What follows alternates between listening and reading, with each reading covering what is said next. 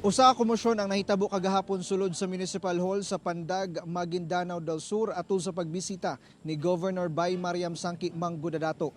Gibarugan sab sa otoridad ingon man sa kampo ni Governor Mariam Mangudadato nga walay nahitabong hostage taking kagahapong adlaw.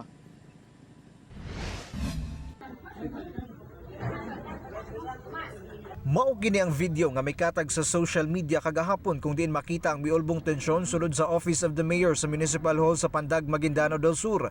Kini atol sa pagbisita ni Governor Bay Mariam Mangudadato sa moong munisipyo. Sa video, makita ang pagsulod sa kampo ni Governor Mangudadato kauban ang pipila ka mga kalalakihan.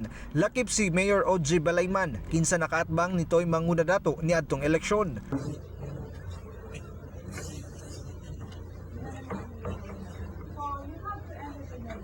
Taod-taod, makita sab ang pagbira sa gobernadora sa cellphone sa usa ka babae nga nasayrang maong kasamtangang bisi-mayor sa Pandag nga si Bay Zihan Mangudadato.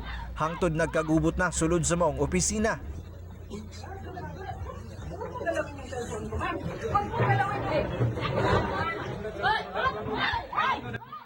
Nangyari po ang commotion ay in between the parties of Honorable Muhajiran K. Balayman and the Vice Mayor of the Municipality of Pandag, wherein po sa mga oras po na yun, nagbisita po si Governor Miriam Mangudadato. Yung paalam po nila sa amin, magkakaroon po sila ng peaceful na pag-uusap. Giatagan og katinawan sa kampo ni Governor Bay Mariam Sangki Mangudadato nga walay hostage taking nga nahitabo sa sulod sa Office of the Mayor dinhi sa Pandag Municipal Hall. Sukwahay sa mga mingkatag nga mga impormasyon sa social media.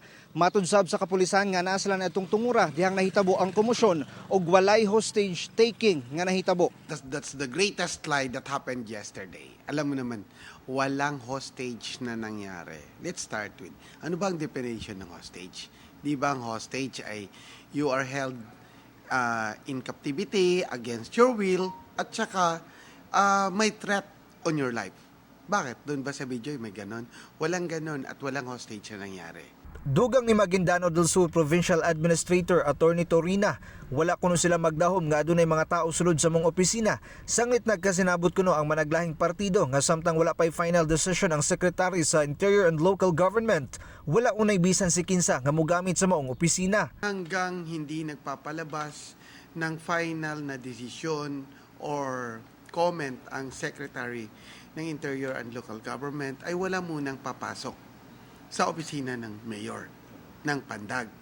Okay, nag-okay sila doon, kaya ipinadlock ang pintuan ng Office of the Mayor. So nag-comply si Mayor Balayman, doon lang siya sa ibang opisina, nag-o-office. Kahapon, ng hapon, sabi ni Governor, pupunta siya sa kay Mayor Balayman to check. Mangangamusta lang kung what's happening na. So pumunta si Governor Mariam doon kay Mayor Balayman. Nang pumunta sila doon, ang sabi ni Governor, bisitahin natin ang opisina ng Mayor. Nang bisitahin nila ang opisina ng Mayor, it's so unfortunate. Nakita nila doon, may mga tao sa loob ng opisina. So that is a violation doon sa kasunduan. Dugang paniini nga niadtong milabay mga bulan adunay nahitabong election protest kalabot sa nahimong resulta sa eleksyon, partikular sa posisyon sa pagkaalkalde.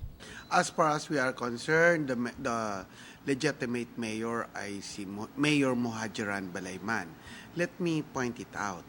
Nagkaroon ng protest. Binilang ng korte ang boto. Lumabas na ang nanalo sa botohan ay si Mayor Muhajiran Balayman.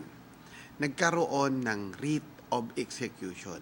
Ibig sabihin, naging final ang desisyon ng korte.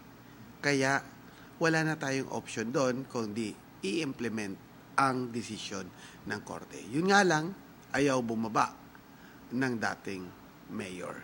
Dahil nga nagkaroon siya ng, sabi niya, siya daw ang nire-recognize ng MILG. Samtang gibarugan sab sa abogado nila nitoy Mangudadato ug asawa ni ini nga si Vice Mayor Zihan Mangudadato nga ang midaog nga mayor sa pandag ni atong eleksyon mao si Mangudadato base na sab sa nakuhang boto ni ini.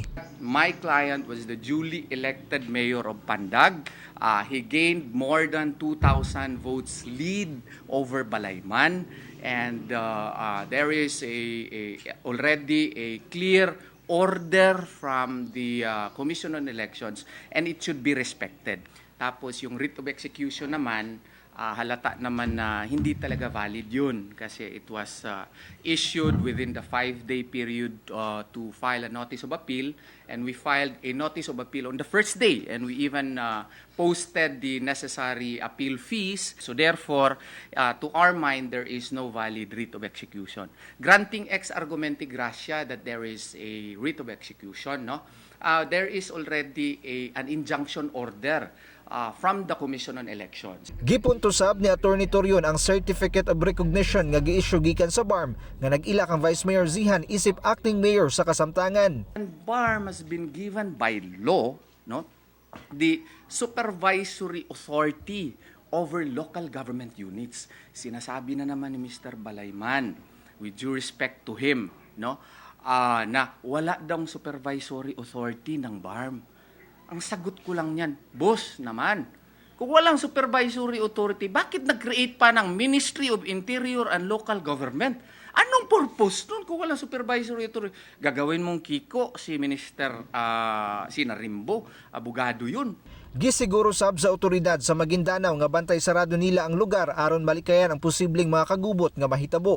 Actually, itong deployment natin dito is since October 17 pa yan, 2022 to date until now. Nilagay po natin ito as a precautionary measures nga para mapangalagaan natin yung law and order dito sa Municipality of Pandag. Kauban si Gary Balantay sa kamera. Ako si Jess Tony Humamil para sa One Mindanao.